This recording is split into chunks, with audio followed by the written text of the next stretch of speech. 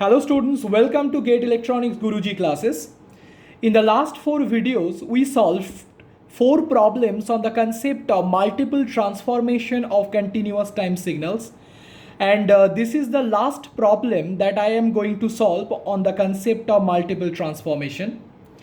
If you have watched the last 4 videos, I hope you understand that I have gradually increased the level of complexity of the problems, and I have covered almost all the possible types of problems that can be asked from the concept of multiple transformation. So I hope you understand the amount of effort that I give while making videos for you.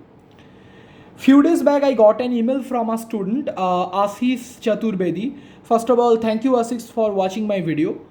He said, I am reading the email. Sir, your teaching is very unique and in-depth. Thank you. Please sir, if possible, use a better phone to shoot the videos. Guys, if you have watched all my videos, I hope you have seen that the quality of the video, the quality of the photo has been significantly improved in the last 6 videos. Obviously, in the first 2 or 3 videos, I understand that the quality wasn't that much good. Actually, there was a bit of shaking problem of the video. I assure you that the quality of the photo, the quality of the video will definitely be made better. I got another email. Sorry, I by chance deleted that email. The guy wanted me to show my face in the video. Actually, guys, I am stuck at my home due to lockdown, and my whole setup, my tripod stand, my whiteboard, everything is left in my flat. And I hope that I will be in my flat by 9th of next month. And so from 10th or 11th, I will definitely show my face. All right, let's solve this problem. The problem says that consider two signals xt and yt shown in figure below. So this is the waveform of xt and this is the waveform of yt. If yt equal to minus of k xkt, then find the value of k. That's the problem. Okay. Before solving the problem, first try to understand what the problem says. The problem states that the parent signal xt was converted into the signal yt such that yt is equal to minus of k times of x of kt, and I have to find the value of k. If you compare xt and yt, you see that a k has been introduced in the coefficient of t. The coefficient of t in xt was 1, whereas in yt there is a k that has been introduced as the coefficient of t. Similarly, a k has been multiplied with the amplitude, also a negative sign has been introduced. Introduction of this k implies that a time scaling operation has been performed with a scaling factor of k. If you haven't watched my lecture on time scaling, then please go to the playlist and watch the lecture on time scaling and then come back to this. And introduction of this k in the amplitude implies that an amplitude scaling operation has been performed with an amplitude scaling factor of k. And introduction of this negative sign with the amplitude implies that an amplitude reversal operation has been performed, because we know that by amplitude reversal operation a negative sign is introduced in the amplitude of the signal. Clear up to this part? All right. So from this observation, I conclude that 3 operations have been performed to transform xt into yt. One is time scaling operation with a scaling factor of k.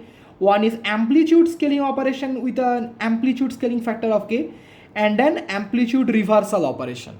I hope it's clear. All right. And you observe that as the question is given, the time scaling factor and the amplitude scaling factor both are k. So whether you find the amplitude scaling factor or the time scaling factor, you can find the value of k. You don't need to find both of them, you just need to find one of them. If you can find out either one of amplitude scaling or the time scaling factor, you will get the value of k. But in this problem, I will calculate both the time scaling factor and the amplitude scaling factor to show you that whatever be the process you are using, the final value of k should be same, right? All right. See, You observe that in the waveform of signal xt, when t is varying from -1 to 3, the signal has a non-zero amplitude except at t equal to 1. And outside this interval, that is when t is lesser than -1 or when time t is greater than 3, the amplitude of xt is 0, right? So what is the duration of the signal? The duration of the signal is nothing but 3 minus -1. Why? Because the signal started its non-zero amplitude at t equal to -1 and it became permanently 0 at t equal to 3. So the duration of the signal is 3 minus -1, which is equal to 4. And 4 is a finite value. So clearly the duration of the signal xt, as you observe from the waveform, is finite. So xt is a finite durational signal. Similarly, the duration of yt will be 1.5 minus 0.5 equal to 2. Why? The signal started its non-zero amplitude at t equal to -0.5. The signal became permanently 0 at t equal to 1.5. So the duration is 1.5 minus -0.5 equal to 2, which is a finite value. So clearly yt is also a finite durational signal. You observe that the maximum amplitude of the signal xt is 2 and the minimum amplitude is -1. So what is the span of amplitude of xt? By span of amplitude we mean the maximum value of the signal minus the minimum value of the signal. Here the maximum value of the signal is 2 and the minimum value of the signal is -1. So the span of its amplitude is 3. And 3 is a finite value. That's why xt is said to be a bounded signal. Similarly, for yt you observe that the maximum amplitude is 2 and the minimum amplitude is -4. So what is the span of amplitude of yt? By span of amplitude we mean the maximum value, that is 2, minus the minimum value, that is -4, equal to 6, and 6 is a finite value. So clearly yt is also a bounded signal. Why it's a bounded signal? Because the span of its amplitude is finite.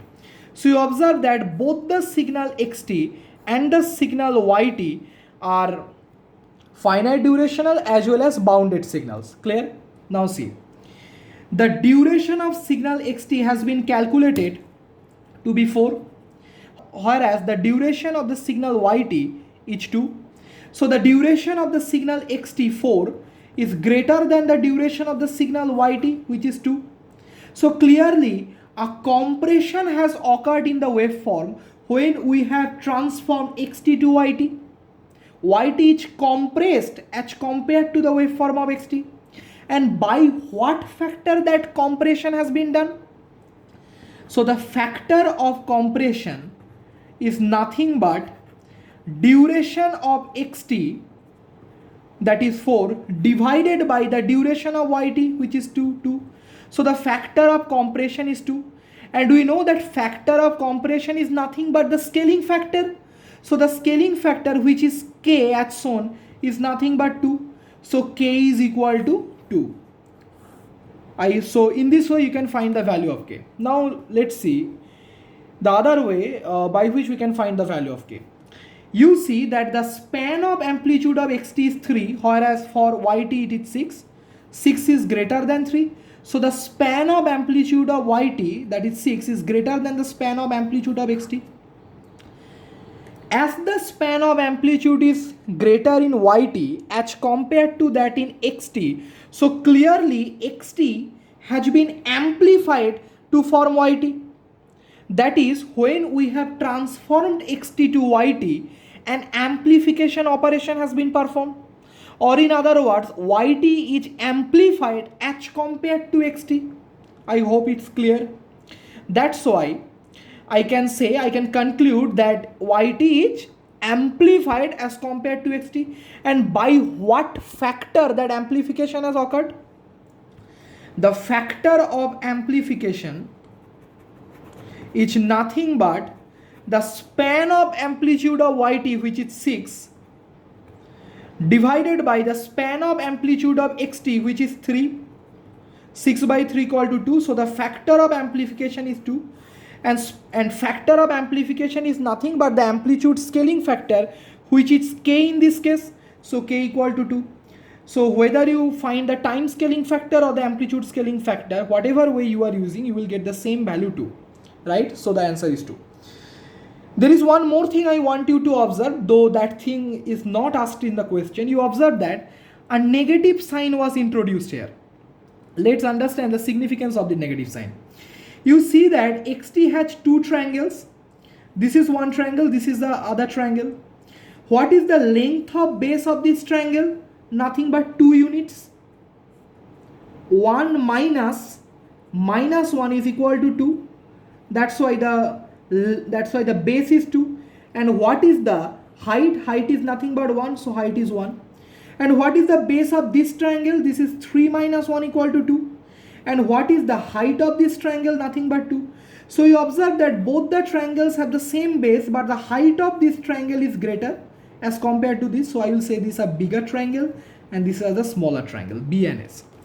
In this case, you observe that this triangle has a base of 1 unit, because this point, it's sorry, I forgot to mention, this is 0.5. all right, this time instant corresponds to t equal to 0.5. okay, see, the length of base of this triangle is 1 unit, because 0.5 minus 0.5 is equal to 1, and the base of this triangle is 1.5 minus 0.5 equal to 1. So both this triangle and this triangle have the same base, but see that this triangle has a bigger height as compared to this. So this is the bigger triangle here and this is a smaller triangle.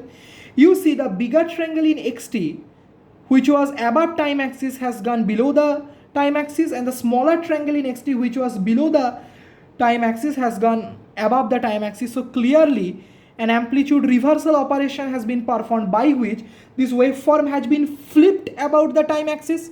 Only if we flip this waveform about time axis, the bigger triangle will go below the time axis and the smaller will go above. So clearly that's how I can explain the significance of this negative sign. So I hope that the concept is clear. If you have any doubt regarding this, please let me know in the comment section. Thank you.